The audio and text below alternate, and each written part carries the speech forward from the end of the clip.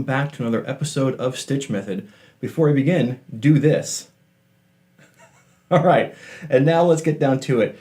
Using a pentatonic to make melodies is actually one of the hardest things to do if you don't understand how to do it. I know that's like the most easiest or lamest expression you've ever heard, but it's the truth. I've heard and I've experienced a lot of jams in a jam band scenario where it's your turn to take a solo, and it's just hard to make the pentatonic sound good. We usually end up overplaying and overcompensating for the fact that we don't know how to make this thing tell the story.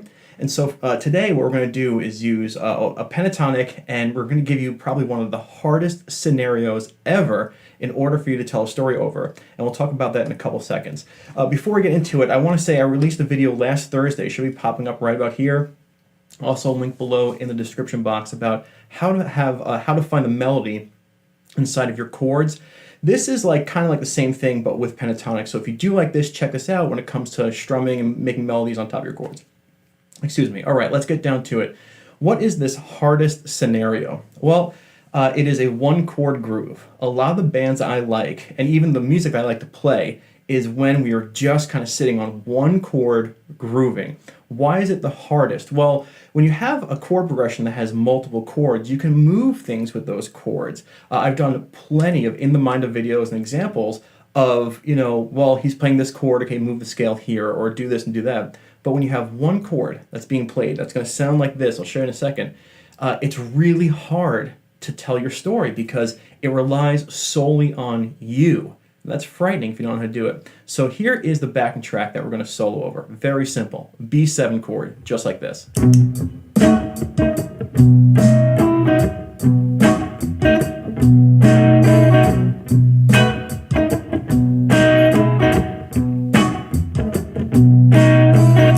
I literally can groove on that all day long. I love this type of stuff, but again, it's really hard.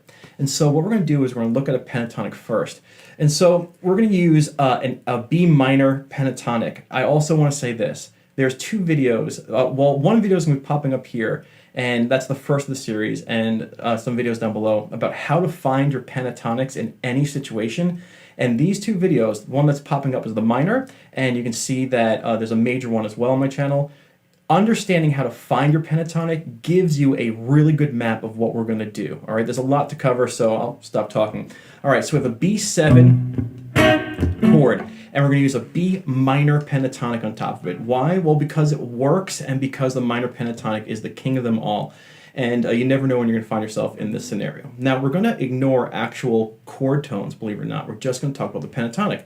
So the pentatonic that we're going to use is the basic form 1 or G-shaped pentatonic. 7, 10, 7, 9, 7, 9, 7, 9, 7, 10, 7, 10. Now, we want to take a good look at this.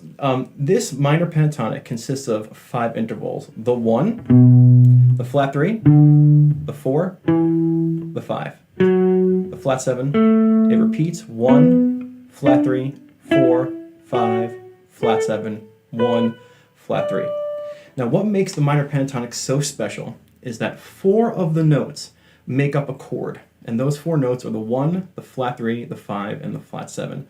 Those guys make up a minor 7th chord. And no matter what type of minor, I know you're probably like, well, why are we talking about that? Why are we talking about a minor chord when we're playing a B7? Don't worry about it. The pentatonic, when you have those 4 notes together, you're playing a minor 7th chord arpeggio.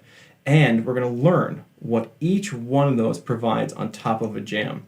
And so let's just get down to it. If I have this jam here, I'm going to play right now what it sounds like to come home. The most important piece of any practice at any scale is learning how to come home. And the note that's responsible for home is number 1, the root note. What you want to practice doing right now is you want to practice playing with intent and listening to what you're doing, but coming home. Coming home is what ends the sentence. It's what makes the crowd cheer, and if you don't practice it, you're going to feel lost. So I'm going to take this pentatonic, and I'm going to just look first at these homes. And we're going to talk about those chord arpeggios I mentioned inside the pentatonic one at a time, but let me show you what it sounds like to come home.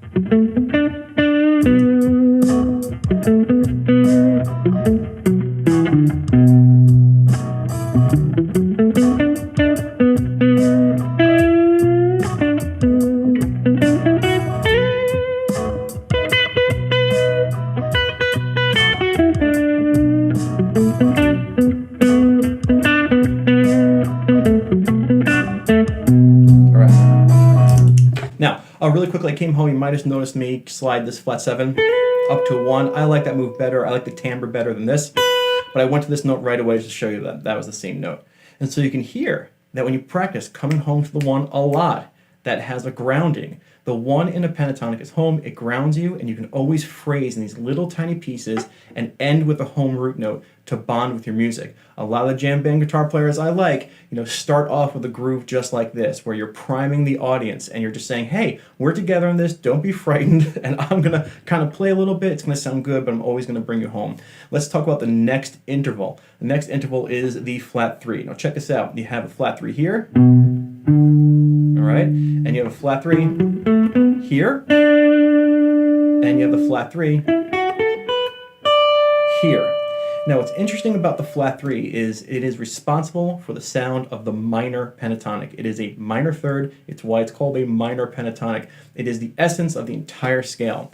And with this we can really punch some flavor with it. What's also really cool and acceptable in any scenario is you can take the third and you can always what we call like do a micro bend or a curl, where we're just kind of pulling it towards a major third. And this right here creates enough balance, kind of like you're walking past someone, you kind of kick their knees out and they go, whoa, all right? Don't do that. I don't know why you would do that, but that's the analogy I came up with. And the idea is this little thing, you can totally play a minor third, you can also give it a little curl, home. So what we're going to do now is we're going to practice coming home a little bit, and then I'll say, okay, listen to the minor thirds, and we want to, start ending on a minor third and starting on minor thirds, maybe coming home. This is a fine dance, okay? And what I want to say is this, actually. I know I talk a lot, I'm so sorry. This is very cerebral right now. We're learning it and saying, oh my God, we got to think about it. And the more you practice thinking about it, the more you'll be able to do this second nature, all right? You want to be able to practice this so much that you just can do this. Speaking of practice, come check me out on Patreon. We're going to have a lot of practice sessions designed on this exact topic. So let's talk about hitting those minor thirds. Let's listen and look for them. Here we go.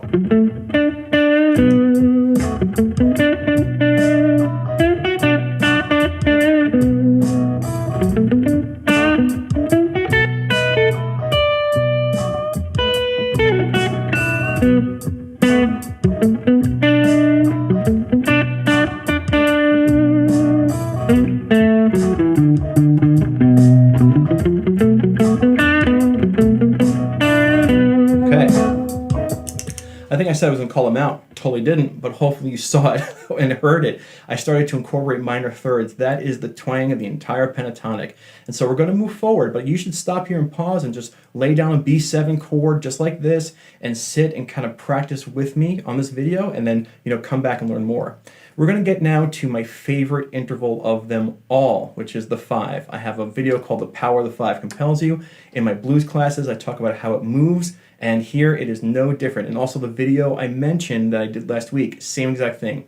The 5, the interval 5 is what creates the movement and the tension in the pentatonic, no matter what you say. So, I don't know why I said that. All right, and so let's just talk about where the 5s are. It's really, really intriguing. This is where the pentatonic starts to take shape. So we have the 1, the flat 3, the 4, and we have a 5 here. Great, okay? Then we have a flat 7, a 1, a flat 3, a 4, and a 5 here. But I want to draw your attention to the 4. It is always a great idea to take the 4 and bend it up to a 5.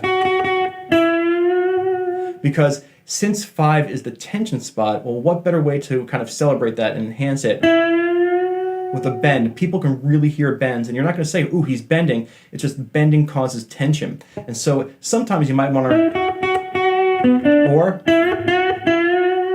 and it's up to you. So now let's listen to the 5s. What I'm going to do is I'm going to play, I'm going to start off with my 1s. I'm going to bring in the minor thirds. These are all part of the minor pentatonic. They all make a minor 7th chord. They all have their job to do.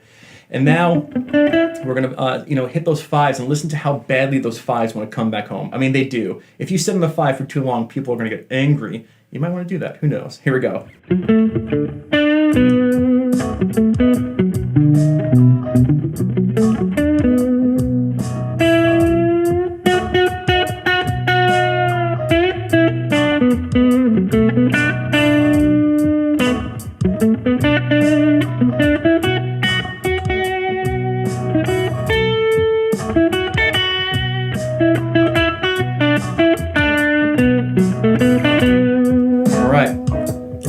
quick example of what you can hear.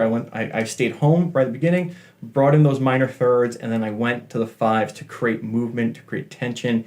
And again, I hope this doesn't sound like too much, but you really can do this as you practice this, all right? And so the fives always want to move back to a one. And we're going to show you a cool move here in a couple seconds. Now we're going to talk about the last note, the flat seven. Okay, you have a 1, flat 3, 4, 5, flat 7. And now this flat 7 is another note that wants to badly go home to a 1. It is so close to 1. So hanging on to flat 7 also creates tension. And a lot of my favorite guitar players will dance between the 5 and the flat 7 and take it to a 1. And so here's another flat 7, 1, flat 3, 4, 5, flat 7. This one bends nicely up to this one or slides. Any which way. Sorry, I created a little bit of tension there. And so now I want to explain a couple of things. We'll talk about the 4 in a second. You have a root note, and then every chord, you're probably like, why are we talking about chords again? But these are chord tones inside of the pentatonic. It is a minor 7th chord tone inside of it. It's how you tell your story. And the pentatonic is there. And you have a root note, which is home. You have your minor third, which is a fair distance away from your root note. Then you have your 5, a bigger distance away from home. And then you have your flat 7, an even bigger distance from home. So as you want to build more tension, build movement through your pentatonic, you want to think, okay, how far away can I get from home before I come home? This is all about tension and release. So now I'm going to play a solo. I'm going to bring in the 1s at the beginning, play it with a little bit of minor thirds, get to the 5, add some tension, and kind of hopefully do a Barney Stinson wait for it type moment, and hopefully you get the reference, and see if we can bring in that flat 7, create a little bit more tension. Here we go.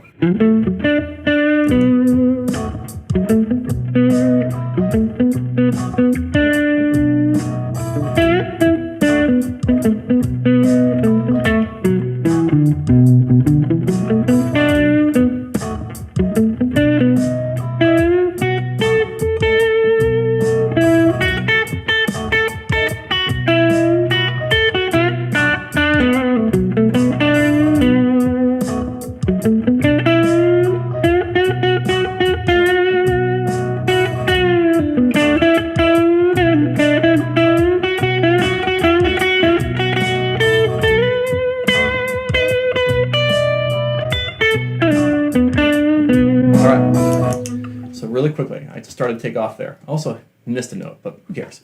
All right, and so hopefully I'm telling my story, or our story, really well where you can understand it, and you want to practice this stuff. I will say this, the 5 and the 7, that tension really wants to move. So if you can hunt down your pentatonics mentioned in those videos that I talked about earlier, also linked below, you can use that 5-7 to jump to a higher root note and start again. And people love that. It's like climbing a ladder. It's actually like watching somebody climb a ladder and then they like almost fall and they're on the rung and the whole crowd's like, oh, and then when you all of a sudden they get their footing and they go up another story. And so I'm just gonna do that really quickly and show you what I mean. After the form 1 comes the form 2. And we have this, I'll show you really quickly. 12, 10, 12, 10, 11. This is my little form 2. All right, I'm gonna do the same thing right here. All right, here's my root note. Here's my flat third. Here's my 4. This 4 I can bend to a 5. Flat third, 1, flat 7, and 5. All right. Tons of videos on my channel have all these intervals laid out, okay? I might list a ton below to check out. And you can do this with any genre. All right, so here we go. I'm gonna use that 5-7, not right away, but to slide up to my new root note and solo in a new place. Here we go.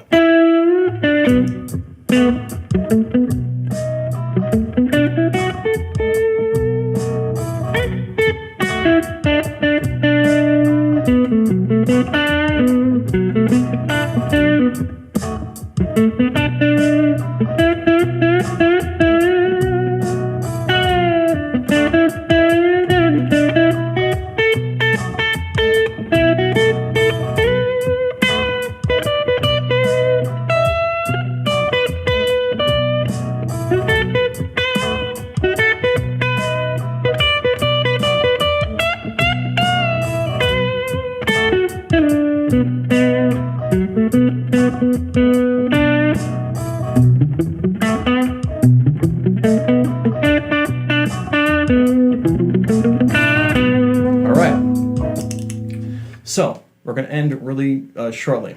Really quickly. Hey, Ian, what was that 4 about? Well, the 4 can be bent to a 5. Well, not here. But the 4 can be bent to a 5. It also is made for movement. There's no reason you can't start on the 4. And it is really tense. In jazz, it's actually called an avoid tone. But you can use that to your advantage, and you can actually add a little bit of tension to kind of move through music. So let me give you that example. We're going to include all of our notes in the pentatonic. Even though this isn't a chord tone, that 4 has 3 purposes. Number 1, bend it to a 5. Number 2, just move through it. Number 3, hold on to it and listen and see if it creates a little bit of tension to move back home. Here we go.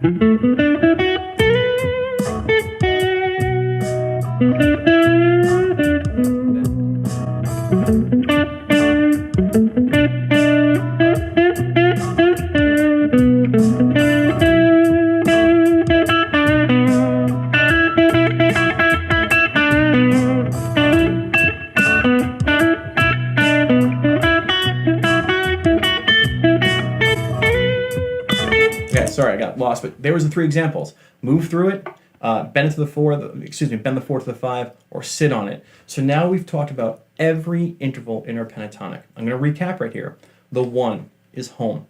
The flat 3 creates the flavor of the scale. You can use it to add, salt to your dish, and it loves to come back home to a 1. It's the smallest amount of distance from a 1, but it's still yet powerful. The 4 is not one of the chord tones we discussed, but it's still a good a good pentatonic note to create some tension. We can use it to sit on it for a little bit and come home to a 1.